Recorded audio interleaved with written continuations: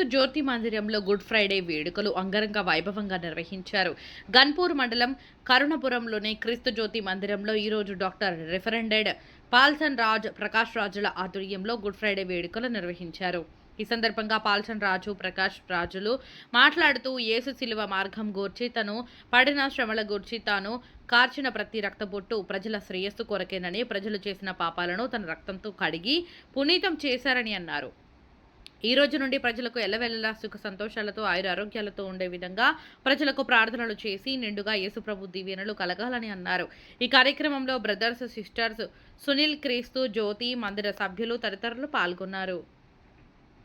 ప్రజల వైపు దినవెల్లా చేతులు చాపుచున్నాడు కనుక మనందరం యేసు ప్రభువాన్ని సొంత రక్షకుడిగా ఎవరు అంగీకరిస్తారో వారందరి పాపాలను క్షమించి ఆయన రక్తంలో కలిగి నీతి మంత్రులు చేసి ఆయన రాజ్యాన్ని ఇదిగో మరి నిత్య వారసులు చేస్తారు. అదే ఈరోజు గుడ్ ఫ్రైడే. ప్రియమైన దేవుడి పిల్లరా, ఈ మంచి శుక్రవారం అంటారు, ఎవరైనా చచ్చిపోయిన రోజు మంచి రోజు అన్నారు, బ్యాడ్ అన్నారు. కానీ నీ కొరకు నా కొరకు యేసు ప్రభువారు చనిపోయి సిలువలో పలికిన 7 మాటల గురించి బ్రదర్ మరి ఆత్మీయ కుమారుడు బాగా చెప్తున్నారు. మన మాటలు మనం జాగ్రత్తగా, మనకు కొన్నిసార్లు నచ్చకపోవచ్చు.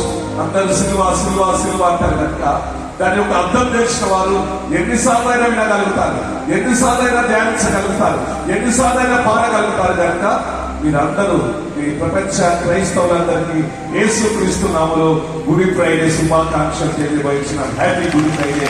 మీ అందరూ కూడా మనం సిలువలో పలికిన మాటలను వినాలి.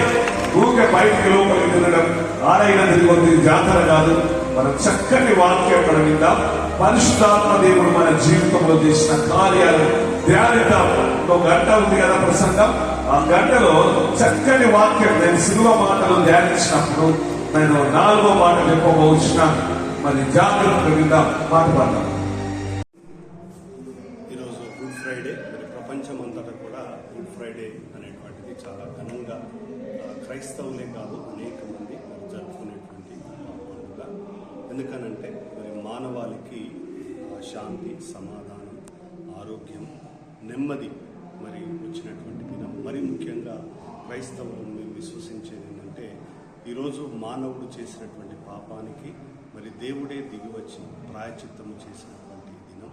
ఆయన శిలువ మరణము ద్వారా, ఆ రక్తాన్ని కాల్చడం ద్వారా. కాబట్టి మరి ఈ రోజుల్లో ఎంతమంది త్యాగం చేస్తూ ఉన్నారో మనం చూస్తూ ఉన్నాం.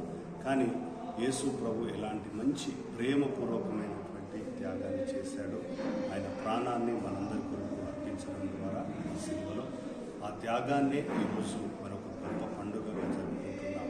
మరి ప్రజలందరికీ కూడా మరి ఇది శుభదినం. ఎందుకనంటే మానవునికి గొప్ప విడుదల జరిగింది, స్వాతంత్రం వచ్చింది పాపం నుండి. కాబట్టి ఇది పండుగ జరుపుకుంటున్నాం. మరి ముఖ్యంగా ఈ క్రీస్తు జ్యోతి మందిరంలో మరి వేలాది మంది భక్తుల మధ్యలో రెవరెండ్ డాక్టర్ సంగాల పాల్సన్ రాజు గారు మరి గుడ్ ఫ్రైడే సందేశాన్ని, మరి ముఖ్యంగా యేసు ప్రభు వారు సిలువలో పలికినటువంటి 4వ మాటల గురించి ధ్యానిస్తూ బోధించారు. మరి నేను కూడా దేవుని యొక్క సందేశాన్ని ఇవ్వడం జరిగింది. ప్రజలందరూ కూడా ఎంతో చక్కగా ప్రభు సిలువ ధ్యానాన్ని చేస్తూ, సిలువ పాటలు పాడుతూ మరి ప్రభు సన్నిధిలో ప్రార్థన చేసుకున్నారు. దేవుడు వారందరినీ కూడా దీవించాడు. మరి మీ అందరికి కూడా ఈ యొక్క ఛానల్స్ ద్వారా గుడ్ ఫ్రైడే క్రీస్తు జ్యోతి మందిరం తరపున శుభాలు తెలియజేస్తాను.